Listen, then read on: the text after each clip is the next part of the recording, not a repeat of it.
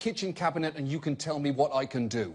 When your state's abortion laws are forcing people into the most depressing quickfire challenge in Top Chef history, I think it's safe to say they've gone too fucking far. Because here is the thing.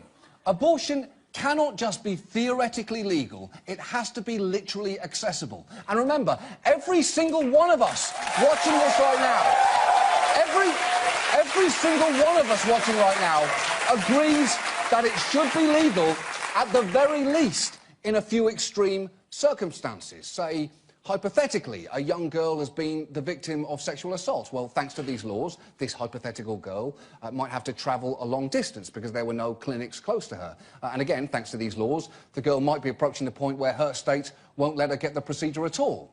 Well, sadly, none of that is hypothetical, and I'll let a Texas clinic director tell you the rest. In order to see her, I need to put her to sleep. And in order to do that, I need a nurse anesthetist. And because of this crazy law, it is impossible to find people to work for us. She's 13 years old, and she is a victim of rape, and she drove 4 hours from McAllen to San Antonio, and we had to turn her away. And there was nothing I could do to save her. And so now, if she has a procedure, and that if is huge, she'll have to go all the way to New Mexico and pay $5,000 and get there and spend 3 days. It'll never happen. We know it won't. And at that point, we have sentenced a child to motherhood.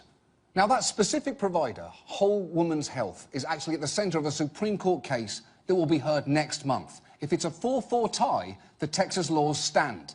So the best hope is that Justice Kennedy, seen here in dog form, straightening his tie, will see Texas's regulation as an undue burden. This whole situation is basically in his paws now. Meanwhile, Florida is drafting similar trap laws, and the law in Alabama that would close that one clinic near a school will be introduced to committee later this week. And if all this has made you sad or angry, then you should really keep an eye on these laws. And if you don't have a problem with the current situation, then, well, it is 11:29. Welcome back. Thanks for rejoining us, 19%. Quick question. What the f*** is wrong with you? But no. You know what? Putting that aside, I did promise. I made a promise. I promised everyone sloths in a bucket. And that is what you are going to see. Although, if you are in that 19%, I'm going to have to insist that you cover your ears and eyes and refuse to listen. For everyone else, it is sloth o'clock.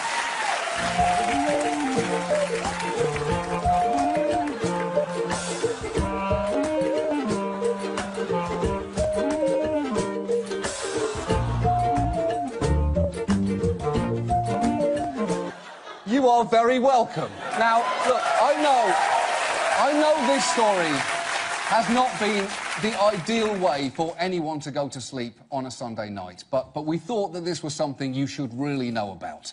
And the only way that I can make it right is to give you the absolutely ideal way to go to sleep, an actual